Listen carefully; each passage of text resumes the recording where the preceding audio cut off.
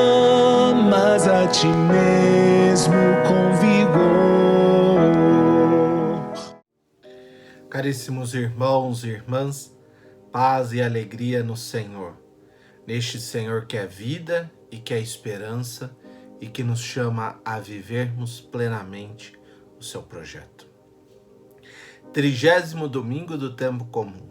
Estamos nos aproximando aí do término desse grande tempo que é o tempo de seguimento, de vivência com esse Senhor, de descoberta, de discipulado. Domingo passado ouvíamos Jesus dizer, olha, aqueles que adoram o mundo e que vivem o mundo, o César grudava a imagem dele na moeda para ser considerado Deus, esses são do mundo. Dê a ele o que é dele. Se o imposto é para ser dado, dê. Mas não esqueça, o que é de Deus é de Deus.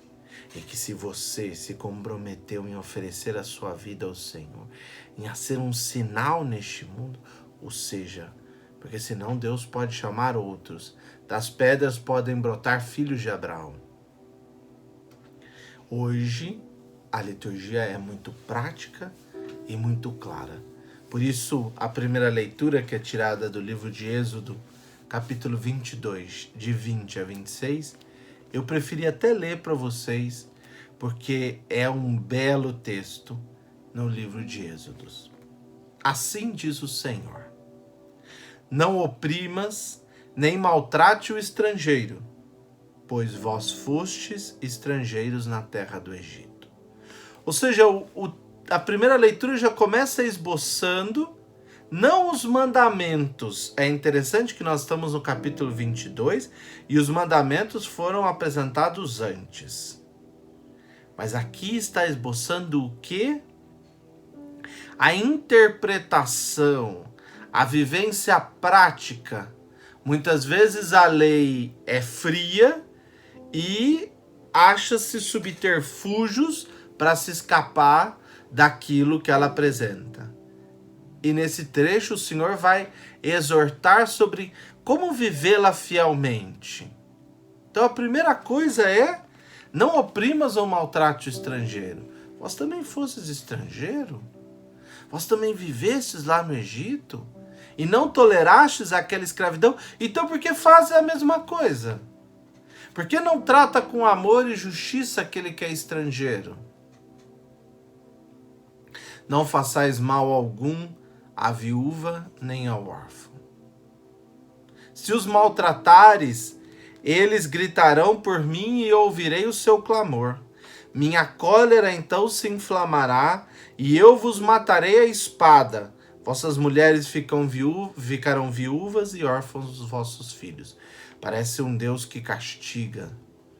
Mas essa cólera que aqui está não é um Deus que castiga, mas é um Deus da justiça, o Goel, que diz, olha, a viúva e o órfão são os dois mais frágeis que tem. Por quê? É uma sociedade baseada no homem, patriarcal. Se a mulher não tem o marido ou não tem o pai, ela está totalmente desamparada. Se o filho não tem o pai, está totalmente desamparado. Ou a filha que seja. Então, como além desse desamparo todo que a viúva e o órfão têm, você ainda decide fazer mal a eles? Nós vemos muita gente que tem muita condição e faz mal àqueles que não têm nenhuma condição, que humilham o pobre, que pisam em cima, que usam. Então, esse trecho que vem na sequência, que parece um trecho de vingança, é o próprio Deus dizendo, olha, cuidado que a sua mulher e o seu filho também podem ficar órfãos. Esteja atento, não faça o mal a essas pessoas. Se você não quer fazer o bem, não faça nada, deixa as pessoas lá, que Deus mesmo cuida delas. O texto, tanto o Êxodo quanto o Deuteronômio, diz que estes são os preferidos do reino dos céus. As viúvas, os órfãos, os estrangeiros, os pobres, os enfermos. Por quê? Porque esses não têm nada, eles não têm ninguém por eles. E nós precisamos estar atentos, meus irmãos e irmãs. Há muita maldade nesse mundo, por quê? Porque quer explorar ou ganhar mais, ou ter melhor, ou vencer em cima, filhos sobre pais, pais sobre filhos, a mãe fica viúva, os filhos exploram, os pais, um explora o outro. Nós precisamos aprender a olhar o outro com amor e continua. Se emprestares dinheiro a alguém do meu povo, a um pobre que vive ao teu lado, ou seja, alguém que precisa, aqui não está falando de emprestar dinheiro para alguém que já é rico e você está pensando em ganhar em cima. Isso é usura e pronto. Aqui está falando de emprestar para um pobre que precisa, e precisa geralmente porque não tem o que comer. Lembre, não cobre os juros. Ou seja, ajude-o. Ele tem que te dar o dinheiro de volta porque você emprestou. Mas não cobre juros. Ele já está na mendicância, ele já está na pobreza, e você vai humilhá-lo ainda mais, vai colocar uma carga superior à que ele pode. E continua: se tomares como penhor o manto do teu próximo, de um pobre que está por aí, que precisou de um dinheiro para fazer um trabalho, isso para ver se consegue caminhar, consegue tocar a sua vida e sustentar a sua família, devolve o manto dele antes que chegue a noite, porque é a única coisa que ele tem para se cobrir. Parece que aqueles que têm mais poder, ao invés de olhar para os pequenos com um olhar de misericórdia, olha com um olhar de mais exploração. Parece que quanto mais superior, mais rico, mais cheio de poder, quer humilhar mais os mais pobres e os mais simples. E aí a resposta vem direto no Evangelho de hoje. O Evangelho de hoje é tirado de Mateus 22, 34, 40. Diferente de Lucas, Jesus responde de uma forma simples e objetiva. Os fariseus percebem que os saduceus, os sumos sacerdotes, os anciãos de povo, foram derrotados por Jesus. Nós estamos ouvindo aí nos últimos textos esse diálogo de Jesus com os sumos sacerdotes e os anciãos do povo. Então os fariseus entram, homens íntegros, honestos, que dão o dízimo da hortelã. Eles chegam e perguntam a Jesus: qual é o maior dos mandamentos? Mestre. Chamam Jesus de mestre com hipocrisia. Perguntam: qual é o maior dos mandamentos? E aí Jesus dá a resposta a eles, mas principalmente a nós. Qual é o maior dos mandamentos? Amarás o Senhor teu Deus de todo o teu coração, de toda a tua alma, de todo o teu entendimento. Esse é o maior e o primeiro dos mandamentos.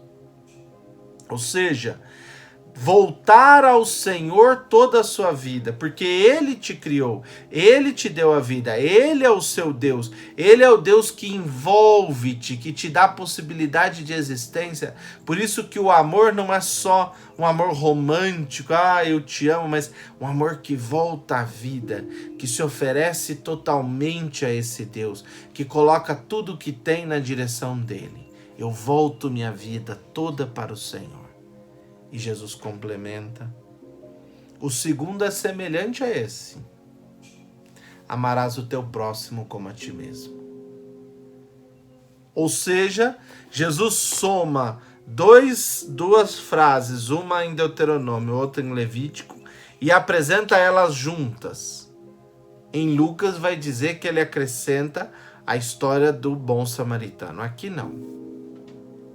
Aqui ele só diz: estes são os mandamentos. E diz a você também: eu vos dou um novo mandamento. E é importante que a gente descubra o fundamento desse mandamento. Amar a Deus é muito mais do que simplesmente voltar a Ele uma atençãozinha. Amar a Deus é reconhecer nele o Senhor da nossa vida e da nossa história. E a partir desse amor a Deus, é olhar o próximo com esse mesmo amor.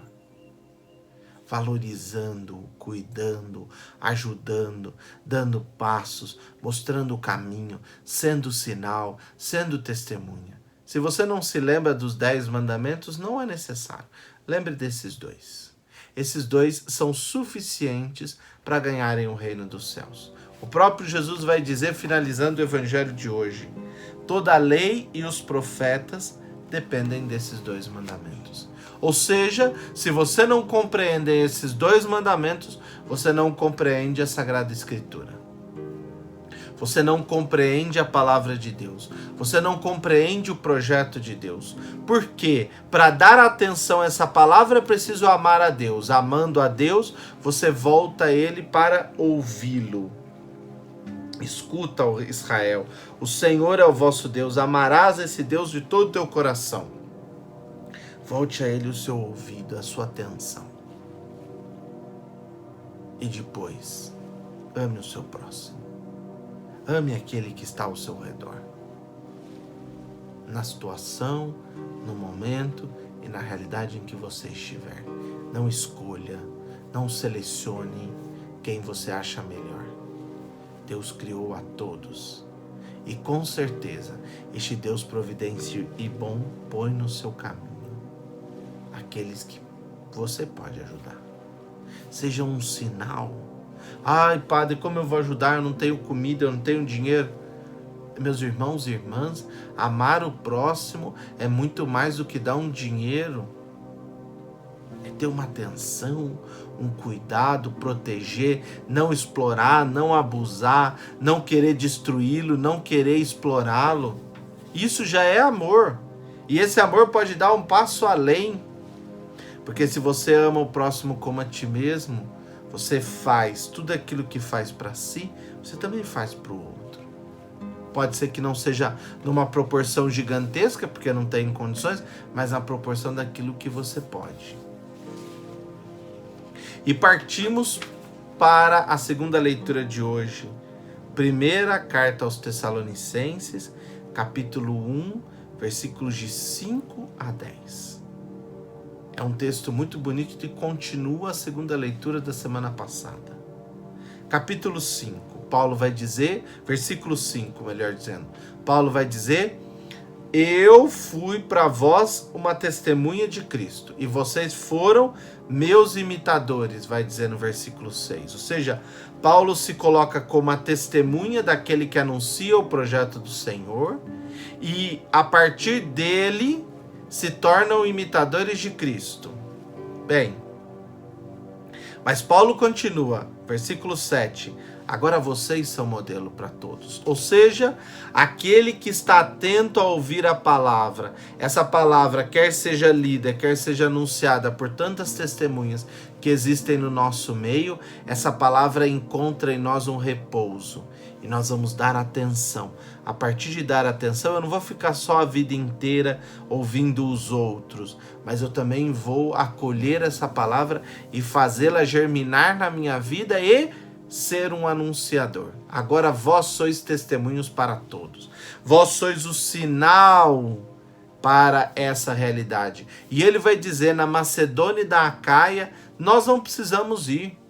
Por que Paulo vai dizer nós não precisamos ir? Porque vocês são as testemunhas. Vocês são melhores do que nós. A palavra de Deus em vós ganhou tal efetividade que transformou a realidade. Meus irmãos e irmãs, esse deveria ser o desejo de cada um de nós.